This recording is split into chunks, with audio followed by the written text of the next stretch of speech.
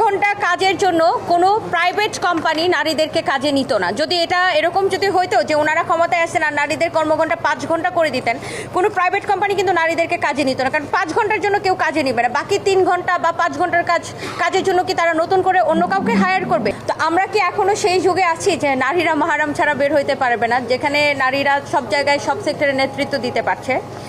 তো না, উনি বলেছিলেন ওনার একটা বক্তব্য এরকম যে নারীরা কাজ করতে পারলেও, যেটা ভিডিও রেকর্ড আছে আপনারা হয়তো দেখেছেন, যে নারীরা কাজ করতে পারলেও সেখানে তার বাবা অথবা তার ভাই অথবা তার সন্তানকে নিয়ে যেতে হবে, মাহারাম ছাড়া বের হইতে পারবে না। আমরা কি এখনও সেই যুগে আছি নাকি? একটা দেশের পুরুষের সাথে নারীরা, আমরা যতটুকু জানি বাংলাদেশে মনে হয় 52% হচ্ছে নারী।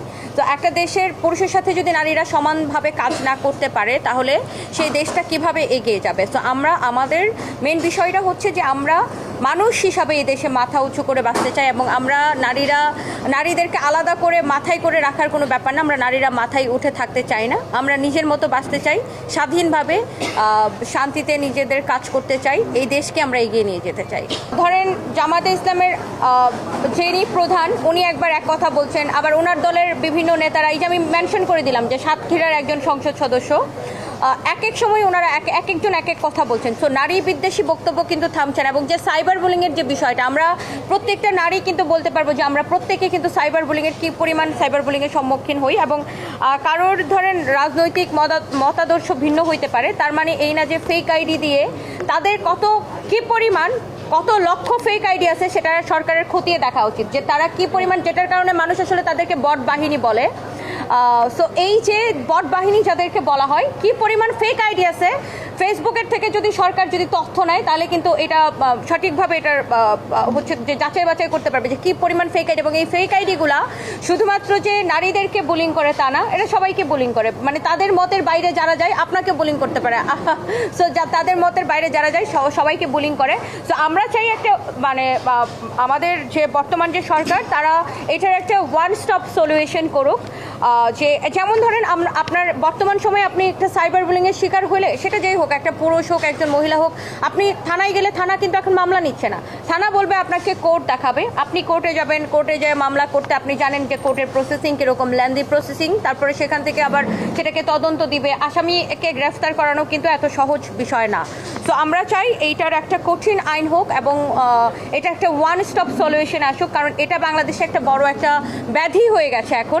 আপনি বর্তমান সময়ে যেটা দেখলেন যে বিগত পরশু দিন কীভাবে আমাদের মাননীয় প্রধানমন্ত্রীর জনাব তারেক রহমানের যে কন্যা ব্যারিস্টার জায়মা রহমান, সে কিন্তু নিজের তার বড় একটা পরিচয় আছে, সে একজন ব্যারিস্টার, তাকে নিয়ে তার একটা ভিডিও নিয়ে, আমি জানি না ওই ভিডিওটা তারই কিনা বা এআই দিয়ে বানানো হয়েছে কিনা, বা যেটাই হোক তার ভিডিও হলো এইভাবে বুলিং করার রাইট কারো নাই।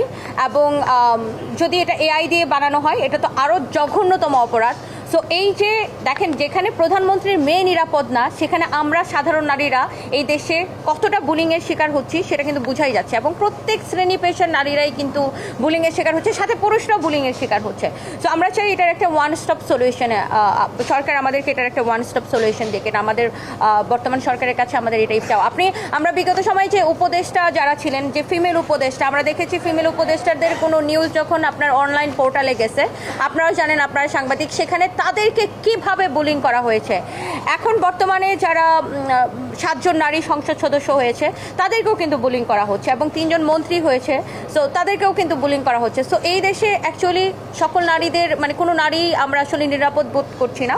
আমরা চাচ্ছি যে আমাদের সকল শ্রেণী পেশার নারীরা, আমরা বিভিন্ন পেশায় আছি, তো আমরা নিরাপদে এই দেশে থাকতে চাই। সো এই বুলিংটা এটা মানে যত দ্রুত সম্ভব, যদি আইনের কঠোর, শুধু আইন করা না, আমরা আইনের প্রয়োগটা চাই, কঠোরভাবে আইনের প্রয়োগটা হোক, এবং আইনের প্রয়োগ হলেই কিন্তু এটা বন্ধ করা সম্ভব। 5 ঘন্টা কাজের জন্য কোনো প্রাইভেট কোম্পানি নারীদেরকে কাজে নিত না। যদি এটা এরকম যদি হইতো যে ওনারা ক্ষমতায় আসেন আর নারীদের কর্মঘণ্টা 5 ঘন্টা করে দিতেন, কোনো প্রাইভেট কোম্পানি কিন্তু নারীদেরকে কাজে নিত না, কারণ 5 ঘন্টার জন্য কেউ কাজে নিবে না। বাকি 3 ঘন্টা বা 5 ঘন্টার কাজের জন্য কি তারা নতুন করে অন্য কাউকে হায়ার করবে? এটার জন্য কিন্তু কেউ হ্যাসেলের জন্য নারীদেরকে কাজে নিত না। তো সর্বোপরি নারীদেরকে ঘরে বন্দি করে রাখার বা ঘরে আটকে দেওয়ার একটা পায়তারা চলছিল। এবং এখানে কিন্তু তারা আরেকটা বিষয় ক্লিয়ার করা নাই যে এই 5 ঘন্টার কাজ কোন নারীরা করবে। সেটা কি চাকরিজীবী নারীরা, মানে নারী কর্মজীবী নারী মানে কিন্তু শুধু চাকরিজীবী নারী নয়, সেখানে উদ্যোক্তা আছে, সেখানে ডক্টর আছে, সেখানে হচ্ছে যে ইঞ্জিনিয়ার আছে, সকল শ্রেণী, একজন আইনজীবী আছে, সেখানে কর্মজীবী মানে সকল শ্রেণী পেশা নারী। সো আমি কত ঘন্টা কাজ করব সেটা আমার টাকায়, আমার ট্যাক্সের টাকায়, আমার ভ্যাটের টাকায় যে সরকার চলে, সেই সরকার কিন্তু ঠিক করে দিতে পারে না যে আমি কত ঘন্টা কাজ করব।